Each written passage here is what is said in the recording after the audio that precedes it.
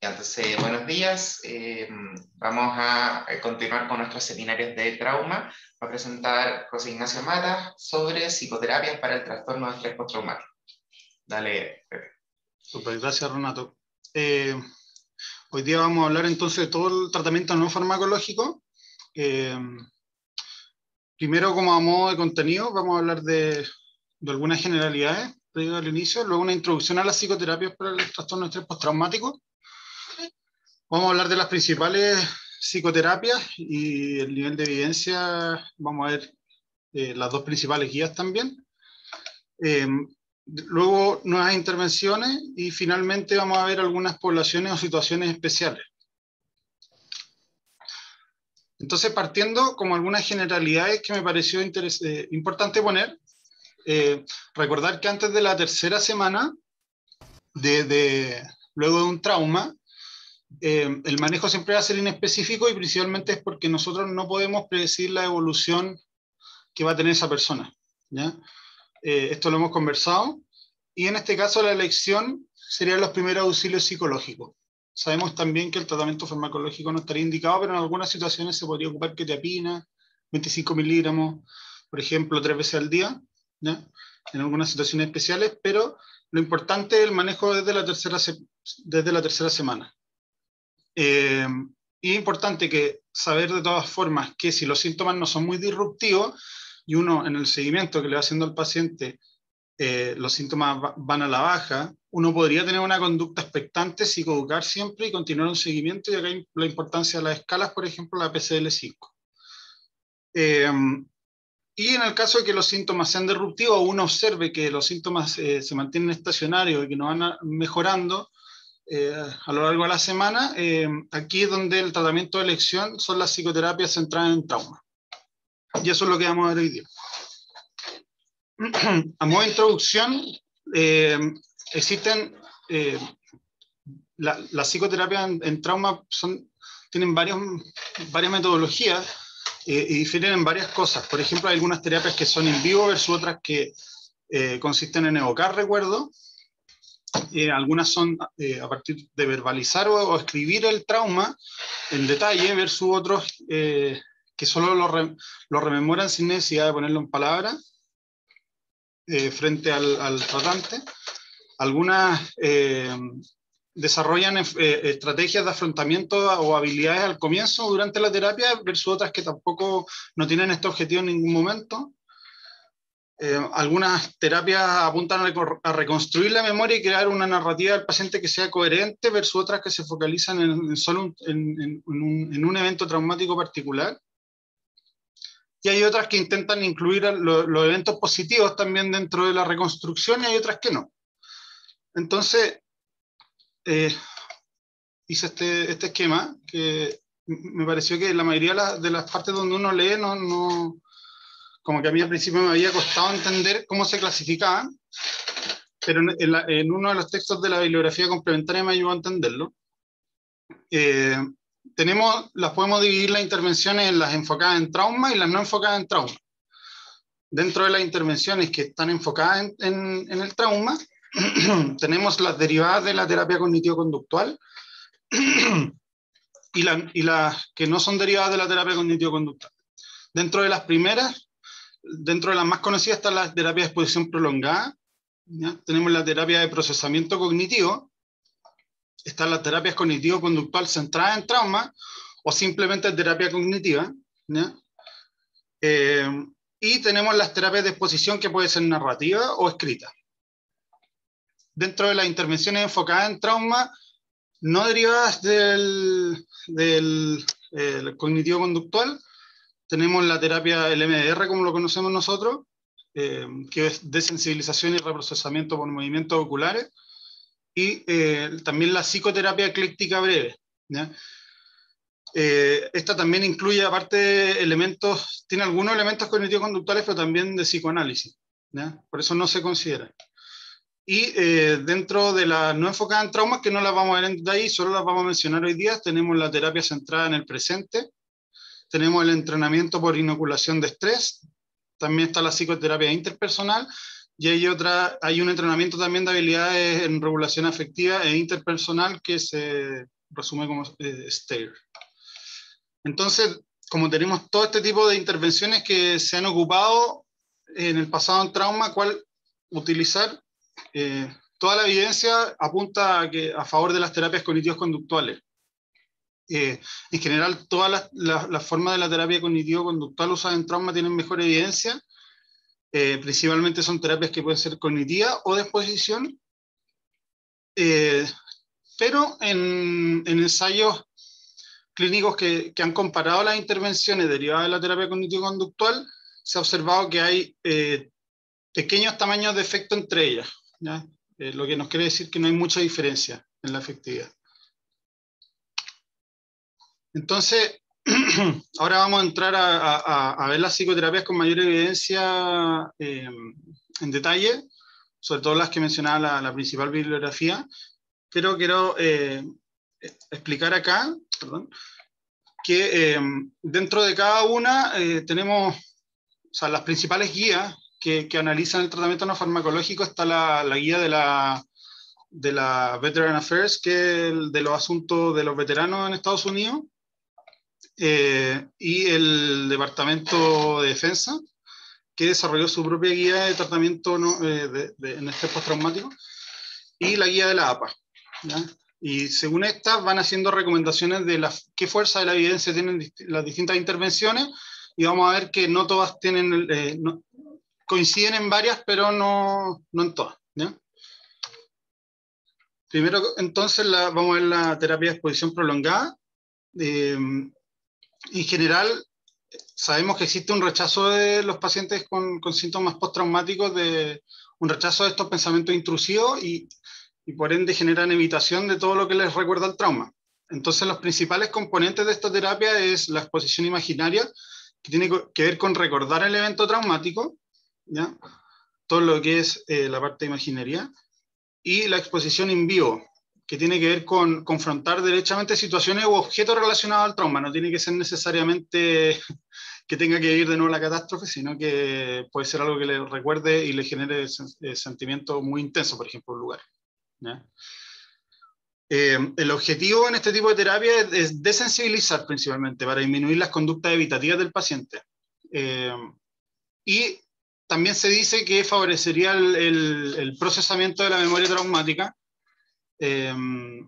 lo cual no es tan marcado como el MDR, como vamos a ver después. Y también tiene como objetivo esta terapia exponer a los pacientes a afectos positivos o actividades placenteras que generalmente no tienen por este afecto negativo propio del estrés postraumático, ¿ya? En cuanto a la evidencia, uno de los principales estudios, hay un review de 207 artículos, un metaanálisis de la terapia de exposición prolongada, y mostró que esta tuvo más fuerza de la evidencia versus otros tratamientos, ¿ya? Este es un estudio del 2018, que es uno de los más citados también.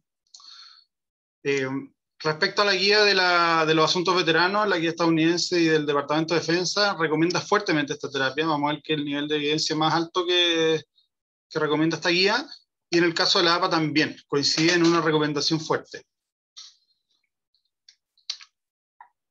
En segundo lugar, tenemos la terapia cognitiva, ¿ya? O también en otro lado uno la puede encontrar como terapia cognitivo-conductual centrada en trauma. El objetivo, sabemos como la terapia cognitivo-conductual, es identificar estos pensamientos disfuncionales relacionados al trauma que influencian las respuestas conductuales y emocionales frente a ciertas situaciones, ¿ya? Lo que se incita al paciente a evaluar estos pensamientos de manera que sea más lógica y realista, y uno le refuta las creencias previas que son como más desproporcionadas o no reales, y evalúa interpretaciones alternativas también, ¿ya? Entonces uno le va haciendo un juego ahí como qué tan probable es que esto haya sido así. Por ejemplo, se me ocurre en el caso de que una paciente haya tenido un abuso sexual, por ejemplo, y tenga estos recuerdos del trauma de como que la persona que la abusó fue un hombre como de 3 metros, en el fondo se le dice un día, pero ¿qué probabilidad es que esta persona haya medido eso? Entonces se va jugando hacer más realista el recuerdo, ¿ya? También dentro de las terapias cognitivas está la terapia de procesamiento cognitivo, que se menciona como aparte, que es una terapia cognitiva, pero se le suma el relato del trauma. La diferencia es que la terapia la terapia cognitiva sola, uno no habla en detalle del trauma, uno trata estos pensamientos asociados, ¿ya? Pero en la de procesamiento cognitivo también se le pide al paciente que relate el trauma de forma más detallada sobre lo que pasó, para estimular y fomentar esta expresión emocional secundaria y a que así el tratante pueda comprender en detalle el evento, ¿ya? En cuanto a la evidencia, también el mismo review encontró que este tipo de terapia tuvo fuerza moderada, a diferencia de la que vimos anteriormente. Pero se vio de todas maneras que en la CPT, que es la de procesamiento cognitivo, la parte escrita del relato, la parte cognitiva, perdón, superó al componente escrito. Entonces, al día de hoy se ocupa simplemente como una terapia cognitiva. Se le saca la parte del relato escrito. Y en cuanto a la guía estadounidense del Departamento de Defensa hace una recomendación fuerte, al igual que la APA, ¿ya? Luego tenemos la terapia del MDR, como lo conocemos nosotros. Principalmente se basa en que los recuerdos que tienen los pacientes con estrés postraumático son recuerdos no procesados de sus experiencias traumáticas, ¿ya? Y estos van acompañados de las emociones, ¿ya? Las creencias y las sensaciones asociadas, va todo junto, se guarda todo. Esto se almacena de manera inapropiada en la memoria, pero es una memoria episódica, ¿ya? Y a raíz de este recuerdo subyacen las respuestas que son disfuncionales cuando son gatillados, ¿ya? El mecanismo, cómo funciona esta terapia, es que los pacientes van generando imágenes o pensamientos y sentimientos respecto al evento traumático y van haciendo evaluaciones cognitivas alternativas también del trauma o de su comportamiento durante el mismo. Vemos que acá la terapia toma algunos elementos de la terapia cognitivo-conductual, sin embargo no la clasificamos como una propiamente tal.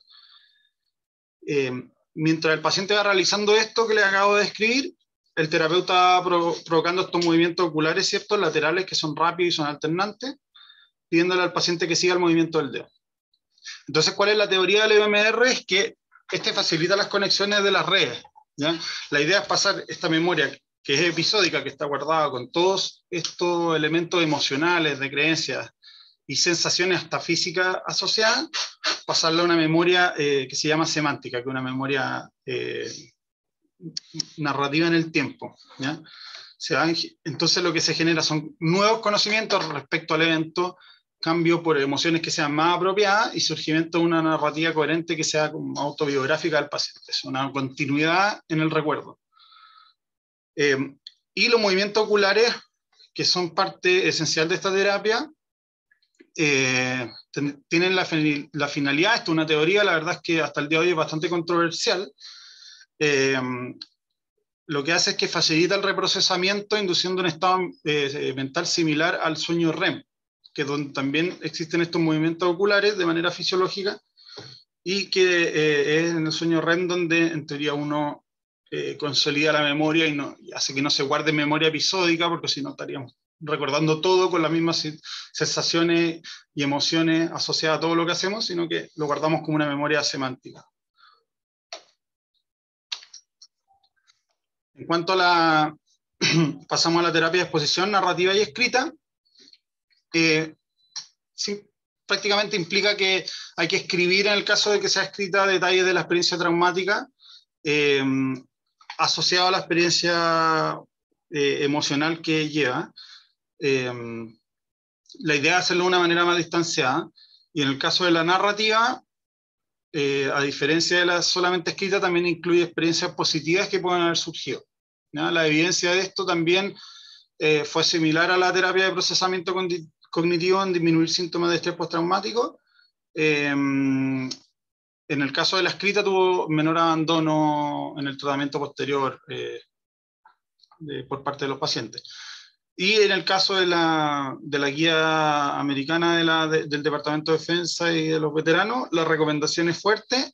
Y acá hay una diferencia con la APA, que la recomienda solo parcialmente, ¿ya? Entonces, encontré esto en un paper del 2018, que la verdad lo encontré muy útil porque resume las recomendaciones de las dos guías. Acá al lado izquierdo tenemos la APA y abajo la guía de los asuntos veteranos. Las dos, la guía de los asuntos veteranos, la verdad es que se lanzó en 2010, pero se actualizó en 2017, y la guía de la APA apareció en 2017. Aquí se explica la metodología principal y los estudios que se incluyeron, entre qué años, y acá las recomendaciones. Vemos que en la APA, en resumen, las recomendaciones fuertes son con la terapia cognitivo-conductual, la terapia de procesamiento cognitivo, la exposición prolongada y la terapia cognitiva. ¿Ya? En el caso de la guía del Departamento de Defensa, incluye más intervenciones en las recomendaciones fuertes. Tenemos la exposición prolongada, la terapia de procesamiento cognitivo, y acá incluye el MDR, que no la incluye como recomendación alta la guía de la APA, ¿no? Otras intervenciones del tipo cognitivo-conductual específicas para estrés postraumático, la terapia ecléctica breve, y recomiendo también la terapia narrativa, ¿ya? Todo acá donde dice, luego en la otra columna, terapias recomendadas, si bien son recomendadas, pero condicionalmente o en ciertas situaciones solamente. Luego, algunas nuevas intervenciones que se han estado estudiando, se han utilizado en el caso del estrés postraumático, que vale la pena mencionar. Primero, se ha utilizado intervenciones en pesadilla. Hay algo que se llama ensayo en imaginación, que es una intervención que se enseña higiene del sueño más exposición imaginaria a los sueños. Y se va haciendo se va como analizando los sueños del paciente. Hay otras basadas en yoga y en mindfulness. Sin embargo, el tamaño del efecto es pequeño o hasta mediano solamente, con resultados que son contradictorios. Incluso se ha llegado a cuestionar la metodología, pero podría ser algo interesante a estudiar a futuro.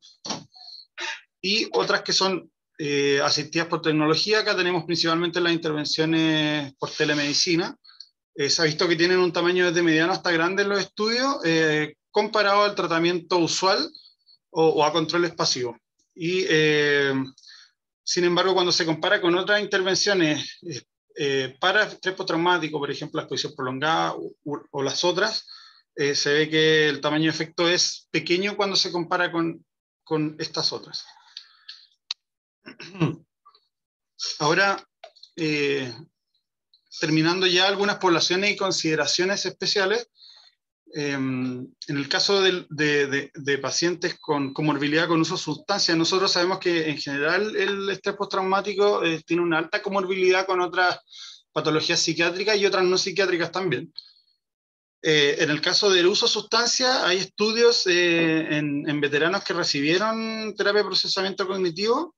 Se vio que el uso de alcohol en estos pacientes no alteró la efectividad de la terapia. Un estudio del 2014. Se ha visto también que el tratamiento cognitivo-conductual más el tratamiento asociado del trastorno por uso de sustancias, específico para eso, se asoció a mejoría sintomática. Pero generalmente la evidencia disponible se ha calificado de calidad baja o muy baja, ¿ya? Importante mencionar también que en general, en los estudios primarios, donde se estudia las intervenciones en estrés postraumático, la gran mayoría tiene como criterio de exclusión alguna comorbilidad psiquiátrica o la suicidalidad. Entonces es difícil encontrar evidencia en estos casos, así que la mayoría de las, más que evidencia, acá también hay recomendaciones de expertos, ¿ya? Siguiendo en las alteraciones del sueño, el síntoma, se ha visto que el síntoma de estrés postraumático es más frecuente antes y después de la terapia, por ejemplo, en el caso del procesamiento cognitivo. Ni la terapia de procesamiento cognitivo ni la exposición prolongada lograron remisión de las alteraciones del sueño en un estudio del 2013. Se ha visto que intervenciones enfocadas al sueño en síntomas de estrés postraumático, que también se ha estudiado esto. Por ejemplo, hay un metaanálisis de 11 estudios que mostró que la terapia cognitivo-conductual dirigida al sueño, que sería una variante de la terapia cognitivo-conductual, resultó en reducción de los síntomas del estrés postraumático de manera más significativa, pero con un tamaño de efecto moderado. Esto es un estudio del 2016. Las dos últimas como consideraciones en estas poblaciones, en el caso de depresión y suicidio, hay un metaanálisis de tratamientos específicos para el estrés postraumático. Se ha visto que son efectivos en reducir los síntomas de depresión, ¿ya? Sin embargo, la evidencia respecto a la suicidalidad es menor. Por lo mismo que les había explicado, que generalmente un criterio de exclusión en los estudios. Sin embargo, algunas publicaciones han identificado cambios en la ideación suicida en respecto al tiempo. No necesariamente en la consumación, pero sí en la ideación, en la intensidad. Por ejemplo, un estudio del 2013 vio que hubo una disminución de la ideación suicida en mujeres con antecedentes de abuso sexual reiterado en respuesta a la exposición prolongada y a la terapia de procesamiento cognitivo. Sin embargo, la baja de síntomas de estrés postraumático se correlacionó con la baja suicidalidad, entonces no se pudo aislar esto por sí solo, el tema de la suicidalidad. Entonces, ¿cuál es la conclusión sugerente? Es que la mayoría de los tratamientos dirigidos al trauma son seguros en pacientes con bajo riesgo suicida, pero los expertos recomiendan que, como no se sabe la seguridad en pacientes de alto riesgo, mejor abstenerse de esas intervenciones en este tipo de pacientes, ¿ya? En el caso de la psicosis, hay poca información, pero un metaanálisis de 2 estudios vio que estos tratamientos centrados en trauma se asociaron a pequeñas reducciones en síntomas positivos y síntomas de estrés postraumático. Sin embargo, el efecto no se vio en los síntomas negativos de la psicosis.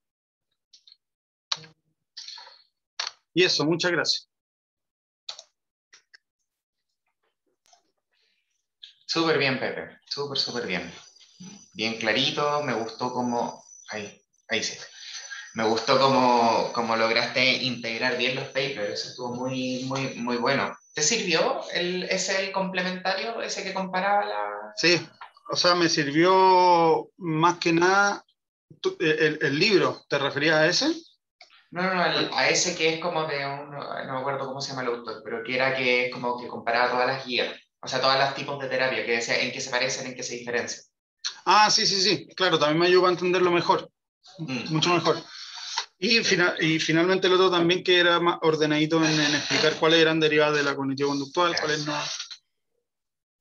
Sí, a mí me pasó un poco lo mismo que dijiste tú cuando me las leí, ¿cachai? Que como que me faltaba ese ordenamiento y por eso es que pensamos justamente en poner ese paper, que sentí que, si bien es cierto, había muchas cosas que ya la decían las otras bibliografías, pero faltaba esa parte que es como la estructura mental. ¿Mm? Oye, ¿con qué te quedas un poco de lo que leíste hoy día, que nos presentaste, así como pensando en nosotros y como la poca, sabemos que tenemos no tanta disponibilidad de gente formada en estos distintos tipos de terapia, como a qué conclusión o a qué llegas el limpio un poco con lo que presentaste hoy día? O sea, un poco frustración. La verdad es que, pucha, no sé si nosotros podemos tenemos mucha disponibilidad como para darle el tratamiento indicado a este tipo de pacientes. Pero la verdad es que dentro de lo que uno tiene disponible, si uno le puede derivar a un psicólogo que puede hacerle una terapia, por lo menos algo que sea cognitivo-conductual, le va a servir.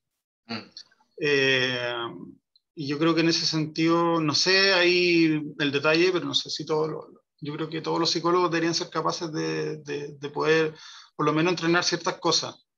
Quizás no hacer algo tan específico, pero que se puede hacer algo. No sé cuál es la visión de usted ahí, porque no me ha tocado ver de tan de cerca qué es lo que hace, por ejemplo, alguien del CDT cuando uno debería a los pacientes. Generalmente uno sabe que tiene que llevarlo al hospital de día porque acá están todos los especialistas. De repente son muchos los pacientes. Sí. Sí, pues, efectivamente. O sea, bueno, no hacemos nada porque acuérdense que no hay ningún psicólogo en el CDT. Así que... Robert. Verdad, Robert todavía está. Robert todavía sobrevive. Verdad que Robert todavía está. Bueno, Robert. Mira, no, efectivamente compartimos un poco esa frustración y dan ganas un poco de tener más gente formada en el tema. No sé si a ti te ha pasado, pero como, tal vez idea mía, pero como que de la gente que no está muy sensibilizada en trauma, pasa de que como que, por ejemplo, el MDR como que lo ven casi que como un equivalente a, no sé, bueno, programación neurolingüística, ¿sí? Como que en el fondo... Con la hipnosis, ¿sí, no? Claro, como una cuestión así como que muchos no lo cachan, y de los que sí lo cachan, no saben bien cuáles son las indicaciones o por qué funciona, por qué sirve. A ti también te da la misma sensación, ¿no? Como que, sí, yeah. Pero lo bueno es que este es un lugar muy formado en trauma, entonces como que a uno se le pasa rapidito. Sí, pues, claro. Claro, no, claro, lo decía como en la experiencia, no sé, pues como en los centros donde hemos trabajado antes, etcétera, que claro, que pasaba harto de que les hablaba y decimos, yo creo que en verdad lo que hay que hacer es MDR y te tocó un psicólogo de la orientación psicodinámica y te dice, así, no, Sí. ya, como ¿de qué me estaba hablando? Así como que no. Otro idioma. Cuesta hacer así como, sí, hagamos eso, ¿cachai? Como... Entonces, por eso es que encontramos importante que ustedes como que, en el fondo, más que solamente saber que existen, es saber por qué sirven o por qué podrían servir. O sea, esa era la idea. Como más, porque claro, no es nuestra área, entonces cuando tenemos terapias que son más específicas, el saber por qué podría funcionar ayuda más a entender por qué uno hace lo que hace. Sí. Por eso es que creo que es importante. Y si se fijan, bueno, un poco lo que mostraban en ese paper, que hay algunos puntos, si bien es cierto, hay puntos de diferencia entre una terapia y otra, hay hartos puntos en común también. En el fondo, por distintos mecanismos, estamos tratando de hacer esto y esto. Algunos ocupan terapia narrativa, otros ocupan imaginación, otros ocupan escribirlo, otros ocupan reprocesamiento ocular, otros ocupan, ¿cachai? De distintas formas, pero finalmente lo que estamos tratando de hacer, si nos ponemos a pensar y hacer la cruza con lo más de procesos mentales, es que estamos tratando de alguna manera de hacer la modificación de cómo se grabó normalmente el trauma, cómo el trauma fue grabado normalmente en el cerebro. Entonces, finalmente eso. Tal vez quizás hacerte una pequeña corrección, Pepe, que quizá el texto no lo explicó tan bien, entonces por eso es que puede ser que no se entendió. Con respecto a la pega del MDR y la relación entre la memoria episódica y semántica, ¿ya? A ver, no es que uno trate de cambiar o pasar el recuerdo desde una memoria episódica a una semántica, sino que lo que uno trata de hacer es integrar las dos. En el fondo, que la memoria episódica se integre con la semántica. Porque en la medida que uno logra hacer eso, que es algo que no ocurrió cuando se grabó en el trauma, finalmente permite terminar de dar la sensación de completitud de experiencia, ¿ya?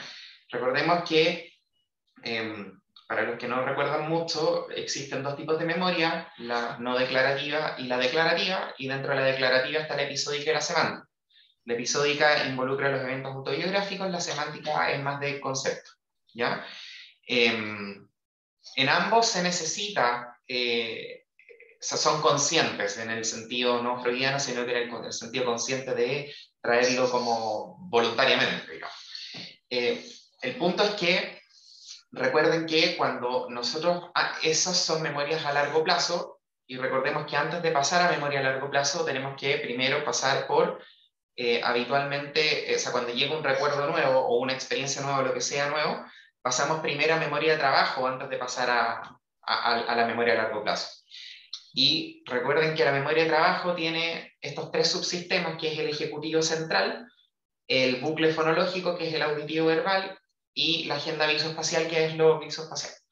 Y es la integración de esas tres gracias al ejecutivo central, lo que permite finalmente integrar la experiencia para pasar la memoria a largo plazo. Donde van a haber algunos componentes que pasan a memoria autobiográfica y otros que pasan a memoria semántica. Pero si ya el trauma pasó de que la penetrancia fue tal que hizo de que esto se guardara de manera fragmentada, tenemos en el fondo experiencias auditivo-verbales por un lado, visoespaciales por otro lado, no integradas por el ejecutivo central, no tiene por lo tanto un marco espacio-temporal. Recordemos, lo hemos conversado otras veces en otros seminarios, la segmentación entre lo que es el hemisferio izquierdo-derecho y sus dos hipocampos y sus dos como, circuitos como fronto-subcorticales. Por lo tanto, lo que haría el MDR se piensa que tiene que ver por varios lados, como por un lado el movimiento ocular de una u otra forma agota. Acuérdense, la memoria a largo plazo, el recuerdo es tan antiguo como la última vez que lo evocamos. ¿Se acuerdan que hemos conversado esto, cierto? O sea que cada vez que nosotros evocamos un recuerdo, el recuerdo se evoca, pasa a memoria de trabajo de manera transitoria hasta volver a guardarse. Al pasarlo a memoria de trabajo, este se vuelve inestable y por lo tanto susceptible de ser modificado. Cuando nosotros evocamos el recuerdo y simultáneamente hacemos movimientos oculares, lo que estamos haciendo es agotar la capacidad de la agenda visoespacial y el ejecutivo central para poder sostener el recuerdo tal como está. Y eso, al estar inestable, nos permite hacerlo susceptible a que, al saturar la memoria de trabajo, podamos hacer que, por competición de recursos, la parte afectiva no quede grabada con tanta penetrancia, no quede anquilosada con el recuerdo con tanta penetrancia. Por lo tanto, eso hace de que finalmente ese recuerdo, cuando lo volvamos a guardar de vuelta, no quede guardado exactamente de la misma manera. Y eso es por un lado. Y por otro lado, recordemos que los movimientos oculares, y eso es lo que tú decís del REM, que en el fondo durante el REM se piensa que se integra la memoria episódica a la semántica. Y por lo tanto, al hacer estos movimientos como oculares alternantes, es posible de que, sumado al mecanismo que ya conversamos, terminar ya finalmente de integrar el recuerdo. Entonces, por lo mismo es que claro, esa pequeña corrección que es como la integración de la episódica a la semántica, no el reemplazo, o no el paso, ¿ya? En ese caso, como resumiendo lo de los movimientos oculares, tienen la finalidad de sensibilizar por un lado, porque el paciente está como recordando y uno lo mantiene en el aquí, para que no recuerde con tantas emociones ese recuerdo, pero al mismo tiempo los movimientos oculares tienen la finalidad de como reprocesar. Exactamente. De hecho, bueno, se ha cuestionado si en realidad si los movimientos son en sí mismos, los movimientos oculares son claves como para que funcione el MDR o podría ser con otra cosa. No sé si se han fijado que existen otras técnicas, como con el tapping cruzado, con el etcétera. Pero al parecer la parte de los movimientos oculares en sí mismo, que sean los ojos los que se muevan, parece que tiene un rol, ¿ya? Y en ese parece que tiene un rol, parece que va por ahí el motivo, ¿ya? Igual es interesante porque lo que me ha tocado ver a mí en el hospital de día y a nosotros es que la estimulación bilateral no solo puede ser con ocular, puede Exacto. ser táctil también. Claro. Entonces ahí ya como que la teoría como que no sé qué tanto calza. Claro. Pero en el fondo probablemente calza sobre todo de la parte del agotamiento de la competición de recursos, lo que les decía, como, pero por otro lado, claro, la estimulación bilateral puede ser de que en realidad lo que importa es la estimulación bilateral más que sea específicamente los ojos, ¿me entendí? claro. Y tal vez ahí no necesariamente se caiga la teoría, porque en el REM, claro, lo que se mueven es los ojos, pero los ojos no funcionan autónomos, ¿por cierto? En el fondo que se estén moviendo los ojos, se está estimulando bilateralmente el cerebro, igual, ¿sí? O sea, se está alternando. Entonces puede ser que igual tenga sentido, pero probablemente falta harto por aprender de esa área también. Así que eso, no sé si hay más preguntas, dudas. Renato, en uno de los estudios que citó Pepe, decía que el consumo concomitante de alcohol con la terapia no producía una interferencia. Sin embargo, como desde el punto de vista teórico, igual es como tiene un efecto alostérico sobre los receptores GABA y uno pensaría que debería actuar igual que una benzo. Sí, podría. O sea, de hecho, teóricamente uno tiene mucho sentido lo que tú decís. ¿Cachai? Ahora, también, obviamente, todo depende de la dosis, ¿cachai? O sea, claro, si te estáis curando todos los días, probablemente tenéis saturado los GABA, ¿cachai? O si estáis como con un alcoholismo activo, donde tenéis como el sistema modulado para eso, claro. Pero, o sea, tal vez también recordemos que hay que ver como, en el fondo, los estudios, como hasta qué punto como son capaces de poder discriminar eso o no, ¿cachai? Como cuál es el grado de certeza que uno puede decir eso, ¿cachai? Pero a priori uno trata de que, bueno, si ya estamos en esto, ¿cachai? Así como ya estamos en esto, en una terapia de alta especialización, que no está muy disponible, uno trataría de evitar entorpecer de la mejor forma posible, como cualquier cosa que te atornille el revés, ¿cachai? Pero en el fondo yo creo que como que la razón del por qué lo explicitan es porque que no se entienda como una contraindicación en el fondo, ¿cachai? Como que, no, toma alcohol, entonces ya no puede acceder a terapia de reprocesamiento otra vez, pero obviamente es distinto, es difícil. Eso. Creo que la otra vez hablamos, cuando hablamos de farmacoterapia, si mal no recuerdo, de las terapias como potenciadoras, o sea, la farmacoterapia potenciadora de psicoterapia, ¿cierto? Sí, me suena que sí, ya vale, qué bueno. Bien, pues no sé si hay más dudas, más preguntas, ¿no? Impecable. Ya pues chiquillos, nos vemos el próximo martes entonces. Gracias Dani, gracias Renato. Muchas gracias. Que estén bien. Chao, chao.